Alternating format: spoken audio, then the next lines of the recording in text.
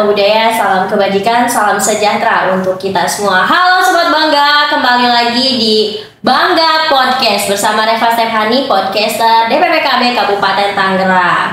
Tentunya kali ini kita akan membahas tentang cek kesehatan reproduksi yuk, biar enggak cuma siap nikah, tapi juga siap jadi orang tua. Jadi untuk Sobat Bangga nih yang mau menikah harus tonton sampai selesai. Dengan langsung kita pada podcast kali ini, Dokter Diana. Halo dokter, sehat? Alhamdulillah sehat. Iya, dokter boleh memperkenalkan diri kepada sobat-sobat Bangga di rumah? Halo Sobat Bangga, perkenalkan nama saya Dr. Diana. Saya seorang spesialis obstetri dan ginekologi atau kebidanan dan kandungan. Sehari-hari saya bekerja mengajar di Fakultas Kedokteran UPH dan berpraktek di Rumah Sakit Siloam. Oke, selamat datang ya dok ya. Langsung aja nih dok. Untuk pertanyaan pertama, dok, banyak yang mikir nih kalau mau nikah ya tinggal nikah aja gitu. Biasanya ya dok ya. Sebenarnya kenapa sih pemeriksaan kesehatan reproduksi itu penting buat orang-orang yang sebelum menikah atau calon pengantin, dok? Boleh dijelaskan, dok? Ini menarik sih karena mau nikah ya tinggal nikah aja gitu ya. Nikah memang hak sih, haknya orang mau nikah. Tapi jangan lupa kalau punya memutuskan untuk punya anak, dia punya kewajiban untuk menghadirkan anak di dalam kondisi yang baik dan kondisi yang ideal. Karena kan anak ini orang tua nih yang menghadirkan. Betul. Artinya menjadi tanggung jawab orang tua, ya, menjadi kewajiban orang tua bahwa dia harus mempersiapkan segala sesuatunya supaya anak yang hadir dalam kondisi sehat, keluarga tempat anak ini hadir juga sehat. Gitu. Makanya penting nih untuk dipersiapkan. Kapan sih sebenarnya mempersiapkan untuk reproduksi ini gitu ya? Nah, jadi kalau misalnya kita bicara calon pengantin, kelas catin, pemeriksaan catin biasanya cuma 3 bulan sebelum menikah. Oke. Nah, tapi kalau 3 bulan, lalu kemudian dari hasil pemeriksaan, kayaknya ada anemia nih, atau misalnya kamu kayaknya kurang berat badannya, perlu ditambah. Belum tentu cukup waktunya 3 bulan. Mana pusing lagi mikirin mau resepsi segala ya.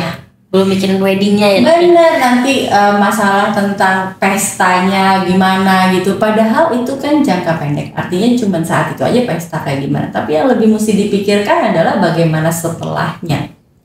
Jadi kalau misalkan kita mau bicara tentang persiapan pemeriksaan kesehatan reproduksi, memang betul 3 bulan sebelum melahirkan pemeriksaan idealnya dilakukan, dan itu bisa dilakukan di puskesmas ya.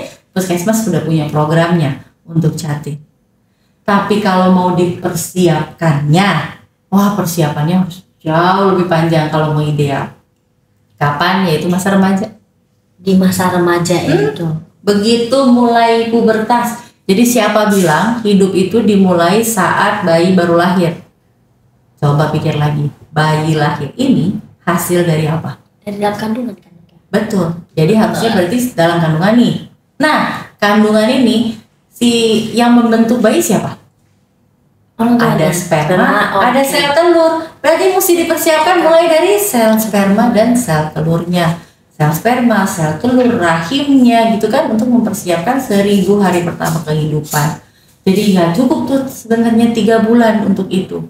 Jadi idealnya adalah mesti kita sadari bahwa aktivasi dari sel-sel telur ataupun sel sperma nih ya baru mulai diaktifkan lalu kemudian dikembangkan itu saat pubertas, ya enggak? Iya betul. Kan sebenarnya kalau perempuan punya telur itu dari masih dalam kandungan, betul. Tapi dalam kondisi yang enggak aktif. Begitu masuk masa pubertas, organ reproduksi mulai dimatangkan, termasuk sel telur dan sel sperma. Nah, di saat itulah kita bisa mulai mengoptimalkan bahwa nantinya nih akan dipakai si reproduksi ini, tapi dioptimalkannya di masa remaja ini. Makanya siklus hidup itu sebenarnya mulai dari masa remaja. Saat si calon ibu dan si calon bapak mempersiapkan dirinya untuk nantinya menjadi calon orang tua. Begitu. Oke, jadi ternyata 3 bulan aja itu nggak cukup ya dok. Oke, Untuk pemeriksaannya itu dok, pemeriksaan pranikah ini apa aja dok biasanya? Kalau misalnya sobat bangga nih ya datang ke puskesmas itu sudah punya program persiapan kesehatan pranikah. Jadi udah ada pemeriksaannya tuh, dan ada nanti diberikan informasi-informasi tentang bagaimana nanti persiapan untuk pernikahannya. Betul. Nah, kalau untuk pemeriksaan kesehatannya nanti dilihat apakah secara fisiknya gitu, nanti dilakukan pemeriksaan fisik. Jadi berat badannya, tekanan darahnya gitu ya, seperti biasalah kalau ke dokter kan pasti diperiksa ya, tanda-tanda vitalnya, apakah dia ada darah tinggi apa enggak, kemudian apakah dia berat badannya kurang, berat badannya berlebih, ada ada lingkar lengan atasnya dalam kondisi yang normal atau tidak. Kemudian secara umum akan dilakukan pemeriksaan fisik supaya tahu apakah jangan-jangan ada masalah kondisi medis lah ya, misalnya tiroidnya membesar, atau ternyata ada gangguan jantung, atau misalkan ada gangguan pembekuan darah kah, seperti itu. Termasuk pemeriksaan kesehatan jiwa. Jadi kesehatan jiwa juga, jadi secara fisik diperiksa, secara jiwa juga diperiksa. Kemudian pemeriksaan laboratorium. Karena kita perlu tahu anemia atau enggak, golongan darahnya apa. Karena kalau mau hamil kan nanti golongan darah penting ya. Nah, takutnya ibu pendarahan butuh donor kan harus cari donor. Kemudian apakah anemianya ini disebabkan oleh misalnya nih kurang zat besi kah, atau kurang mikronutrien lain, atau jangan-jangan ada masalah dengan thalassemia. Nah, itu semua harus diperiksa sebelum pernikahan. Iya dong, sebelum mulai hamil kan ya. Betul. Nah, apalagi kalau misalkan diharapkan setelah menikah lalu tidak ada rencana menunda, memang pengen hamil nih gitu. Nah, berarti harus disiapkan. Kemudian pemeriksaan urin juga, kencingnya jangan sampai ada infeksi gitu. Terus pemeriksaan lainnya kalau misalkan diperlukan, oh kayaknya nih ada masalah nih dengan gula darahnya, atau mungkin ada masalah dengan fungsi hatinya atau fungsi ginjalnya, baru pemeriksaan darah dilanjutkan. Gitu. Terus pemeriksaan infeksi. Ada infeksi-infeksi yang bisa ditularkan dari ibu ke bayi, oleh karena itu harus diperiksa juga. Contohnya infeksi menular seksual seperti sifilis, atau misalnya hepatitis B juga bisa ditularkan ke bayi, atau HIV. Nah, itu status-status yang biasanya kita periksa. Jadi lumayan banyak sih ya pemeriksaannya ya, baik itu fisik, mental, juga laboratorium. Oke dok. Ini soal statement di masyarakat dok. Biasanya kan reproduksi ini kalau masyarakat mikir tuh harusnya perempuan, bahkan kayak gitu kan dok ya. Nah, apakah perlu laki-laki juga untuk cek kesehatan sebelum menikah dok? Kalau tadi dengar pendapat saya tentang reproduksi, betul dok.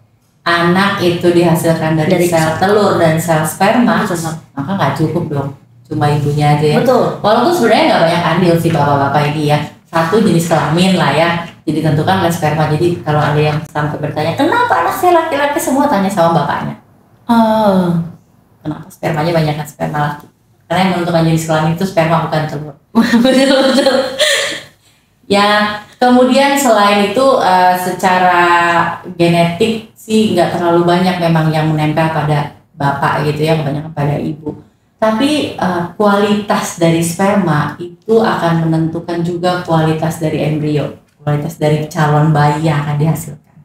Oleh karena itu memang nggak bisa cuma perempuannya aja yang diperiksa. Walaupun kalau tadi dilihat, oh ini kayaknya pemeriksaannya untuk perempuan. Betul, pemeriksaan yang paling banyak di puskesmas adalah untuk perempuannya. Karena kita harus mempersiapkan medianya, rahimnya, ibunya gitu kan, karena tempat kehamilannya di situ. Tetapi bukan berarti bapak-bapak ini nggak perlu sehat.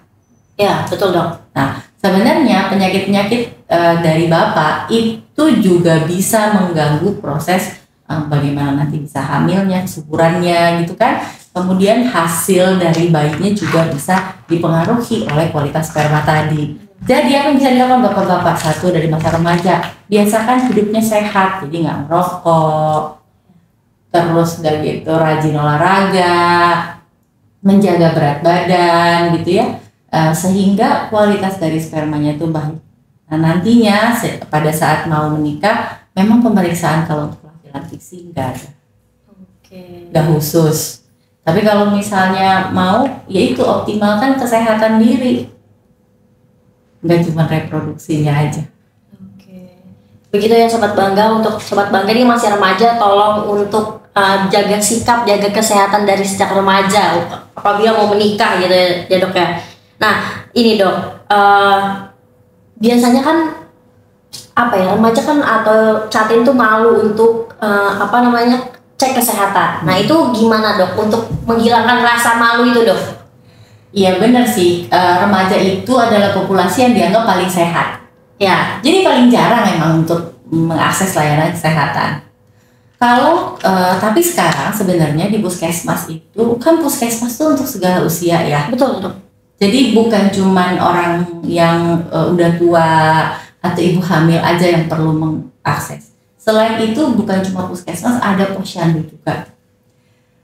Posyandu punya posyandu remaja, puskesmas punya pelayanan kesehatan remaja. Jadi untuk remaja dengan masalah kesehatan apapun itu bisa datang ke puskesmas. Dari situ aja membiasakannya supaya nggak canggung ya. Maksudnya batuk pilek datang aja ke puskesmas, ada pelayanannya. Atau mungkin ada masalah dengan anemia misalnya di sekolah nih lagi kan cek kesehatan gratis di sekolah ya ada. Terus terjaring nih ada anemia, nah datang ke puskesmas supaya terbiasa bahwa pemeriksaan kesehatan itu bukan cuma untuk reproduksi aja, tapi memang untuk keseluruhan dia ada layanannya. Nah nanti kalau misalnya udah mau persiapan kesehatan pranikah, itu datang ke puskesmas, ada programnya khusus. Jadi itu puskesmas sudah one stop shopping banget ya untuk kesehatan kamu datang ke puskesmas semua bisa dapat. Habis itu kan datang ke puskesmas sekarang nggak terlalu sulit, banyak puskesmas sudah menyediakan antrian lewat WhatsApp. Betul. Atau mungkin datang juga pakai nomor antrian yang jelas gitu, nggak kayak tumpuk-tumpukan gitu kan. Kebanyakan puskesmas sekarang sudah ada AC-nya, nyaman tempatnya, jadi kenapa enggak? Nah, memang supaya tidak malu pada saat memeriksakan reproduksi, ya biasakan aja bahwa memang kamu memeriksakan kesehatan kamu untuk ke puskesmas. Sekarang ada program ulang tahun ya. Kalau ulang tahun, kamu dapat medical check up gratis, pemeriksaan kesehatan gratis. Nah, supaya kamu tahu tuh kondisi puskesmasnya kayak apa, datang aja ke puskesmas. Pas kamu ulang tahun dapat hadiah ulang tahun dari negara kan, boleh cek kesehatan gratis. Rasakan, oh seperti ini pelayanan puskesmas.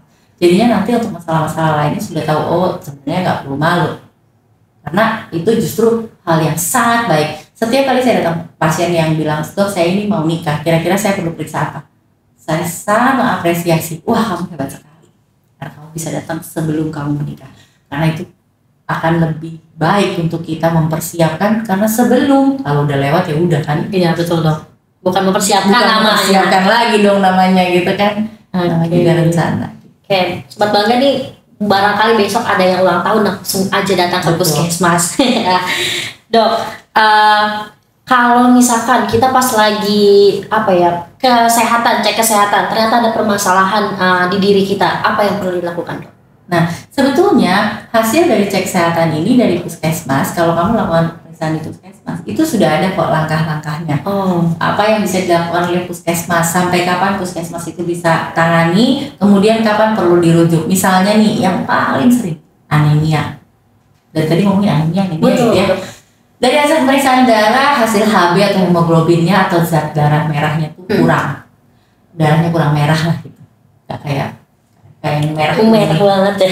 Nah, kalau misalnya anemia, maka kita harus cari kenapa ya anemia. Seringnya karena apa sih? Karena kurang zat besi. Kurang zat besi itu artinya asupan makannya memang kurang bergizi. Mungkin seblak. Saya keliling puskesmas di sini ya. Kalau ditanya, emang kebiasaan makannya anak remaja apa sih? Itu dok, seblak. Seblak. Nah, gini masalahnya. Kalau misalkan kamu ternyata terdiagnosis anemia, maka ada tuh, oh ternyata kurang zat besi. Ada programnya untuk pengobatan dengan tablet tambah darah. Kemudian tadi saya bilang cukup nggak ya 3 bulan? Tergantung sebenarnya, tergantung beratnya masalahnya kan. Makanya kalau misalkan emang terjaring ada kondisi medis, lakukanlah terapi atau lakukanlah tata laksana sesuai dengan instruksi berikutnya. Jadi gak usah takut, mikirnya banyak juga kan pasien mikirnya gini, lebih baik saya gak usah periksa supaya saya nggak tahu gitu ya. Kalau buat saya itu sangat disayangkan kalau berpikir seperti itu. Karena nanti ketahuannya udah keburu parah. Ketahuannya udah keburu berat. Contohnya nih, anemia nggak diperiksa. Betul. Hamil aja. Begitu dia hamil, ternyata bayinya kecil, lahirnya prematur. Nyesel nggak? Nyesel pasti dok. Maunya kalau punya anak itu sehat apa enggak? Sehat pasti. Sehat, betul. Jadi terus pada saat kita periksa, aku bayinya kayak lebih kecil nih ya pertumbuhannya nih ya, nggak sesuai nih dengan usia kehamilannya. Pas dari USG gitu. Tapi kita periksa, oh ternyata HB-nya cuma 5. HB normal itu di atas 12 ya. Kalau ibu hamil di atas 11 boleh diterima. 5 doang. Setengah juga nggak nyampe gitu kan. Aduh, pantesan aja nutrisi ke bayinya kurang gitu. Nah, kalau udah kayak gitu gimana? Kan udah nggak bisa diapa-apain lagi ya. Makanya ikuti pemeriksaannya, berikan kalau misalkan memang disuruh lakukan apa, ikutin aja. Udah ada kok protokolnya semua di puskesmas. Oke gitu dok. Kita dari tadi membahas tentang kesehatan reproduksi nih dok. Sebenarnya dari sisi medis itu dok, berapa pengaruhnya, seberapa besar gitu pengaruh kesehatan reproduksi ini untuk kesuburan dan kehamilan nanti? Mungkin biar sobat bangga di rumah lebih bisa prepare dan lebih tahu gitu kalau misalkan ternyata penting banget gitu dok. Ya sebenarnya sih kalau untuk kesuburan gitu ya, untuk kemungkinan hamil gitu, memang ada beberapa yang dipengaruhi oleh kesehatan dari reproduksi. Yang jelas begini, kalau kamu haidnya tidak teratur atau kalau kamu nggak haid, ya nggak bisa hamil dong. Betul. Ya kan? Ya. Kan kalau mau hamil itu haidnya harus bagus. Haid itu adalah tanda bahwa organ reproduksi kamu bekerja dengan baik, berfungsi dengan baik. Dilihatnya dari mana? Dari haid yang normal, haid yang baik gitu. Nah, itu kalau kita bicara fokus di kesehatan organ reproduksinya aja gitu. Jadi memang organ reproduksi yang sehat akan menentukan bahwa nanti kehamilannya akan berjalan dengan baik dan hasilnya juga baik. Tapi tadi bukan cuma organ reproduksinya aja yang harus sehat, tapi orangnya harus sehat. Okay. Karena nggak bisa nih kita pisahin, oh ya ini yang penting rahimnya bagus. Rahimnya bagus kan dok? Ya rahimnya mah bentuknya bagus-bagus aja, tapi dia tidak akan bisa berfungsi dengan baik kalau ibunya obesitas. Kalau kamu obesitas, kamu kelebihan lemak, maka siklus haid kamu akan terganggu. Akibatnya apa? Telur kerjanya nggak baik, rahim kerjanya nggak baik. Telur yang dihasilkan pun tidak dalam kondisi yang optimal. Sehingga kalaupun bisa hamil, belum tentu itu sehat. Satu contoh lagi ya, misalnya nih, kamu kelebihan berat, ya, terus haidnya nggak bagus. Sel telurnya tidak baik, kemudian menghasilkan bayi yang ternyata kalau ibunya obesitas atau ibunya punya PCOS misalnya, anaknya itu bisa beresiko untuk punya kelainan sindrom metabolik nih saat dia dewasa. Dibawa loh sampai anaknya gede. Ya. Jadi tuh anak nantinya pada saat dia dewasa ternyata punya diabetes, ternyata punya PCOS, bisa jadi gara-gara ibunya hamil dalam kondisi punya penyakit sindrom metabolik. Sebegitunya. Betul. Artinya kalau mau hamil memang harus pada saat yang lagi sehat-sehatnya baru hamil. Gitu. Jadi nggak bisa cuma mikirnya reproduksi saya aja yang penting. Nggak akan bisa, karena tadi bahkan kelebihan berat aja mempengaruhi siklus haid ya. Makanya kesehatan fisik, kesehatan mental itu penting untuk mempersiapkan diri untuk hamil. Oke dok, ternyata harus sangat dipersiapkan ya. Yang kedua, calon bapak. Ya. Siapa yang nggak tahu kalau ibu hamil nggak boleh dekat-dekat asap rokok? Saya tahu. Siapa juga yang nggak tahu? Iya, Semua ibu hamil juga tahu ya. Iya. Ibu hamil di sekitar Sobat Bangga ini juga pasti tahu. Pasti tahu dok. Bahwa ibu hamil nggak boleh dekat-dekat asap rokok. Betul. Bayi nggak boleh dekat-dekat asap rokok. Berapa persen laki-laki yang begitu dia tahu istrinya hamil lalu kemudian berhenti merokok? Berapa ya? Kayaknya sedikit ya dok ya. Karena masih belum banyak yang punya kesadaran itu gitu ya dok ya. Siapa sih bapak-bapak yang nggak tahu kalau dia harus jaga istri dan anaknya? ditanggung. Ya kan? Betul. Tanggung jawab gitu kan? Iya betul dong. Katanya kalau jadi bapak berarti sudah harus bertanggung jawab. Salah satu tanggung jawabnya adalah jangan merokok. Betul dong. Tapi kan susah nih. Ya. Kurang dari 3% jawabannya. Kurang dari 3 orang dari 100 orang yang merokok. Ketika tahu istrinya hamil, lalu kemudian dengan sadar berhenti merokok. Dan karena udah punya bayi, berarti selanjutnya dia tidak merokok lagi kan? Iya. Terus nanti punya anak yang berikutnya berarti dia tidak merokok lagi kan? Artinya benar-benar berhenti merokok, bukan cuma sekedar ya istri saya lagi hamil jadi saya lagi berhenti merokok gitu. Betul dong. Itu aja susah. Apalagi mau berhenti terus-terusan. Oleh karena itu yang bisa dilakukan apa? Jangan mulai merokok. Iya. Maka masa remaja itu penting untuk memulai sebuah kebiasaan baru. Karena biasanya kebiasaan baik itu akan dimulai di masa remaja. Tidak merokok dari masa remaja. Jarang banget yang udah dewasa tiba-tiba kepikiran pengen ngerokok. Ya betul dong. Sebaliknya kalau udah dari masa remajanya merokok, susah banget untuk disuruh berhenti. Atau dari remaja rajinnya adalah lari pagi bareng sama teman-temannya. Maka sampai dia dewasa nggak keringetan tuh nyari. Betul dong. Aduh belum lari hari ini. Ya, Saya pengen lah gitu untuk olahraga. Tapi kalau yang baru di usia dewasa olahraga biasanya kenapa? Karena patah hati kalau saya. Kemarin kena serangan jantung, Iya. kemarin batuk-batuk, lalu disuruh berhenti merokok. Jadi perubahan perilakunya nunggu sakit. Betul. Padahal kalau misalnya tanpa sakit, dari awal sudah dipersiapkan sehat, sebenarnya ke depannya ya udah tinggal dijalanin aja kan? Betul dong. Karena kebiasaan baik atau kebiasaan buruk itu dimulai di masa remaja. Jadi gimana caranya kita membiasakan kebiasaan baik untuk para remaja supaya nanti ya udah tinggal pada saat mau hamil mau tinggal dapat sehatnya gitu. Oke, begitu dong. Ya, jadi sobat bangga yang di rumah nih yang atau dimanapun berada yang lagi nonton, hiduplah dengan kebiasaan baik sejak remaja agar dewasa tinggal menuai aja kebiasaan-kebiasaan pas remaja ya dok ya. Dok, tadi kita sempat menyinggung bahwa kalau misalkan kalau kita belum melaksanakan pemeriksaan itu bukan mencegah gitu ya.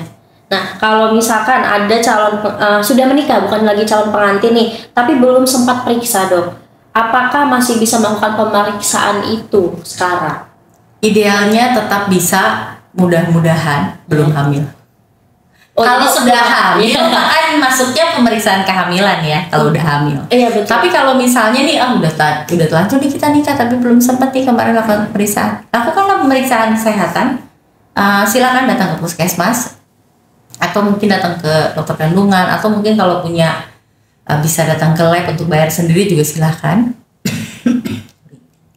Jadi nanti tetap bisa, paling tidak hamilnya nanti dalam kondisi yang optimal. Oke, jadi tetap bisa ya sobat bangga kalau misalkan sobat bangga udah nikah duluan gitu ya, belum cek kesehatan, jadi langsung aja ke puskesmas, apalagi kalau misalkan masih ulang tahun ya dok. Iya.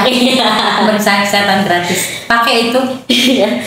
Banyak nih dok yang masih salah paham juga, dikiranya tuh cek reproduksi kesehatan gitu ya. Itu cuma buat yang susah hamil. Bisa dilurusin nggak dok ke sobat bangga atau teman-teman juga sebenarnya manfaatnya yang lebih luas itu sebenarnya apa gitu dok? Orang pengen hamil, pengen apa sih? Anak dok. Pengen punya anak. Betul dok. Jadi kalau misalnya kita pikir hamil atau proses reproduksi itu adalah supaya saya bisa menghadirkan keturunan, maka coba tanya pada diri sendiri, saya mau anak saya ini lahirnya sehat apa enggak? Tentu sehat. Sehat. Kemudian ketika anak saya lahir, saya mau anak saya ini tumbuh di keluarga yang seperti apa? Tentu yang harmonis, humoris dan lebih baik tentunya untuk tumbuh Sama awal ya. Iya betul. Jadi kan kita harus menghadirkan dulu tempatnya, menghadirkan dulu sarana prasarananya, baru anaknya dihadirkan. Betul. Prinsipnya seperti itu.